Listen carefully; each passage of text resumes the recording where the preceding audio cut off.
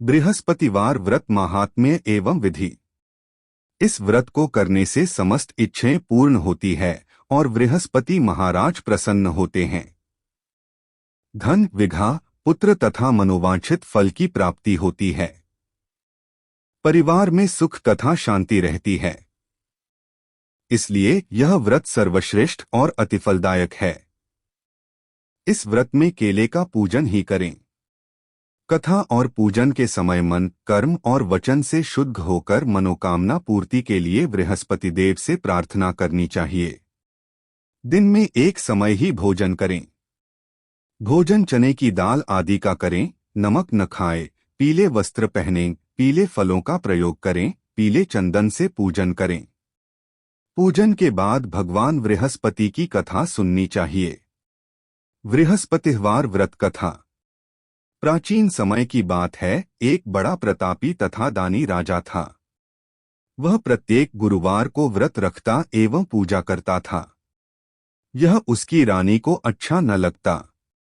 न वह व्रत करती और न ही किसी को एक पैसा दान में देती।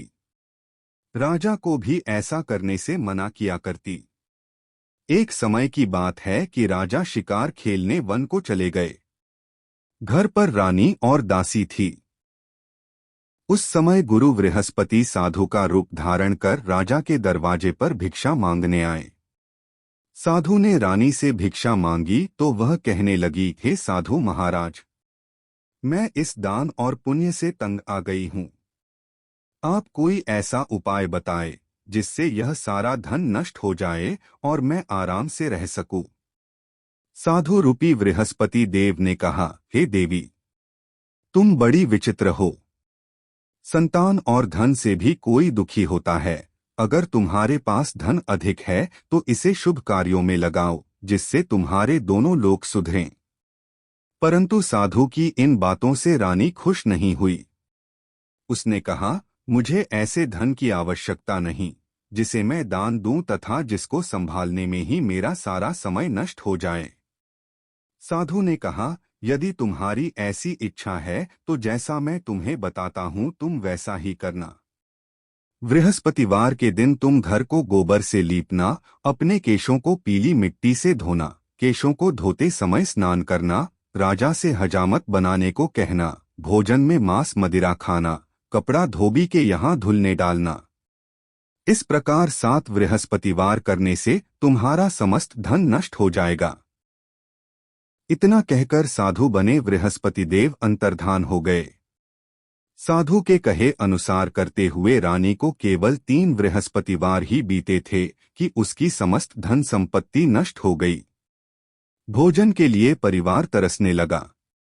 एक दिन राजा रानी से बोला, हे रानी, तुम यहीं रहो, मैं दूसरे देश को जाता हूँ, क्योंकि यहाँ पर मुझे सभी जानते हैं। इसलिए मैं कोई छोटा कार्य नहीं कर सकता। ऐसा कहकर राजा परदेश चला गया। वहां वह जंगल से लकड़ी काटकर लाता और शहर में बेचता। इस तरह वह अपना जीवन व्यतीत करने लगा।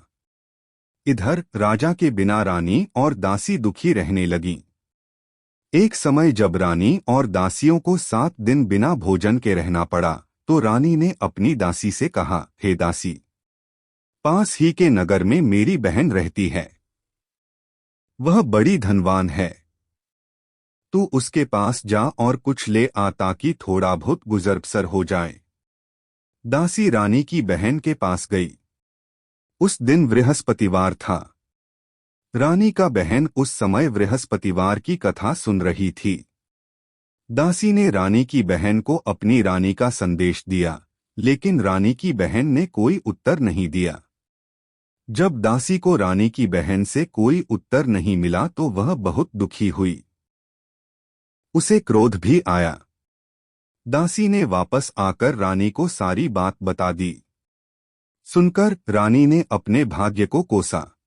उधर रानी की बहन ने सोचा कि मेरी बहन की दासी आई थी, परंतु मैं उससे नहीं बोली, इससे वह बहुत दुखी हुई होगी।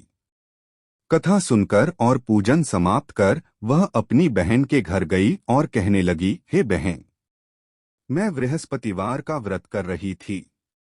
तुम्हारी दासी गई, परंतु जब तक कथा होती है तब तक न उठते हैं और न बोलते हैं, इसीलिए मैं नहीं बोली। कहो, दासी क्यों गई थी? रानी बोली, बहन, हमारे घर अनाज नहीं था। ऐसा कहते कहते रानी की आंखें भर आई। उसने दासियों समेत भूखा रहने की बात भी अपनी बहन को बता दी। रानी की बहन बोली, बहन देखो, बृहस्पति देव भगवान सबकी मनोकामना पूर्ण करते हैं। देखो, शायद तुम्हारे घर में अनाज रखा हो। यह सुनकर दासी घर के अंदर गई तो वहां उसे एक घड़ा अनाज का भरा मिल गया। उसे बड़ी हैरानी हुई, क्योंकि उसे एक एक बर्तन देख लिया था। उसने बाहर आकर रानी को बताया। दासी रानी से कहने लगी, हे रानी, जब हमको भोजन नहीं मिलता तो हम व्रत ही तो करते हैं, इसलिए क्यों न इनसे व्रत और कथा की विधि पूछ ली जाए, हम भी व्रत किया करेंगे। दासी के कहने पर रानी ने अपनी बहन से बृहस्पतिवार व्रत के बारे में पूछा। उसकी बहन ने बताया, बृहस्पतिवार के व्रत में चने की दाल और मुनक्का से विष्णु भगवान का केले की जड़ में पूजन करें तथा दीपक जलाएं, पीला भोजन करें तथा कथा सुनें। इससे गुरु भगवान प्रसन्न होते हैं, मनोकामना पूर्ण करते हैं। व्रत और पूजन की विधि बताकर रानी की बहन अपने घर लौट आई। रानी और दासी दोनों ने निश्चय किया कि बृहस्पति देव भगवान का पूजन जरूर करेंगे। 7 रोज बाद जब बृहस्पतिवार आया तो उन्होंने व्रत रखा।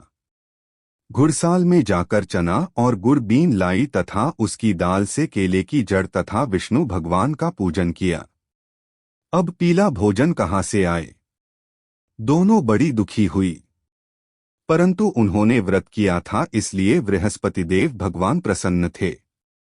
एक साधारण व्यक्ति के रूप में वे 2 थालों में सुंदर पीला भोजन लेकर आए और दासी को देकर बोले, हे दासी, यह भोजन तुम्हारे लिए और तुम्हारी रानी के लिए है, इसे तुम दोनों ग्रहण करना। दासी भोजन पाकर बहुत प्रसन्न हुई। उसने रानी को सारी बात बताई। उसके बाद से वे प्रत्येक बृहस्पतिवार को गुरु भगवान का व्रत और पूजन करने लगी। बृहस्पति भगवान की कृपा से उनके पास धन हो गया, परंतु रानी फिर पहले की तरह आलस्य करने लगी। तब दासी बोली, देखो रानी, तुम पहले भी इस प्रकार आलस्य करती थी, तुम्हें धन के रखने में कष्ट होता था, इस कारण सभी धन नष्ट हो गए। अब गुरु भगवान की कृपा से धन मिला है तो फिर तुम्हें आलस्य होता है। बड़ी मुसीबतों के बाद हमने यह धन पाया है, इसलिए हमें दान पुण्य करना चाहिए। अब तुम भूखे मनुष्यों को भोजन कराओ, प्याऊ लगवाओ, ब्राह्मणों को दान दो, कुआं तालाब बावड़ी आदि का निर्माण कराओ, मंदिर पाठशाला बनवाकर ज्ञान दान दो, कुंवारी कन्याओं का विवाह करवाओ, अर्थात धन को शुभ कार्यों में खर्च करो, जिससे तुम्हारे कुल का यश बढ़े तथा स्वर्ग प्राप्त हो और पितर प्रसन्न हो। दासी की बात मानकर रानी शुभ कर्म करने लगी। उसका यश फैलने लगा। एक दिन रानी और दासी आपस में विचार करने लगीं कि न जाने राजा किस दशा में होंगे, उनकी कोई खोज खबर भी नहीं है। उन्होंने श्रद्धापूर्वक गुरु बृहस्पति भगवान से प्रार्थना की कि राजा जहां कहीं भी हो, शीघ्र वापस आ जाएं। उधर राजा परदेश में बहुत दुखी रहने लगा।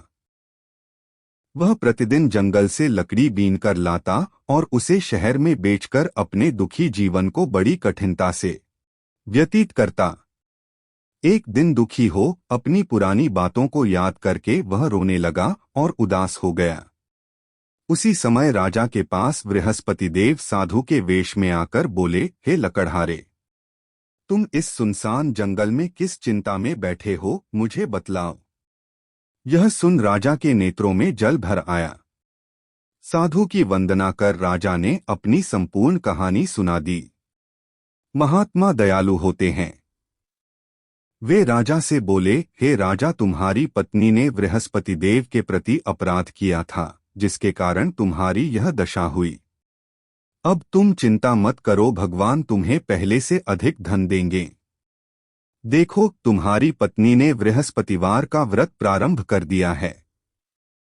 अब तुम भी बृहस्पतिवार का व्रत करके चने की दाल व गुड़ जल के लोटे में डालकर केले का पूजन करो।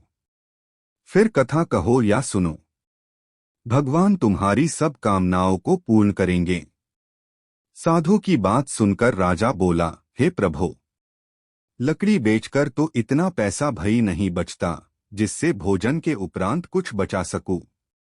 मैंने रात्रि में अपनी रानी को व्याकुल देखा है। मेरे पास कोई साधन नहीं जिससे उसका समाचार जान सकूं।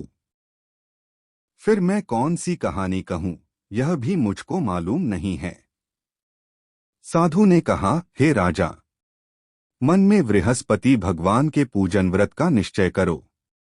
वे स्वयं तुम्हारे लिए कोई राह बना देंगे। बृहस्पतिवार के दिन तुम रोजाना की तरह लकड़ियां लेकर शहर में जाना। तुम्हें रोज से दुगुना धन मिलेगा जिससे तुम भली भांति भोजन कर लोगे तथा बृहस्पति देव की पूजा का सामान भी आ जाएगा।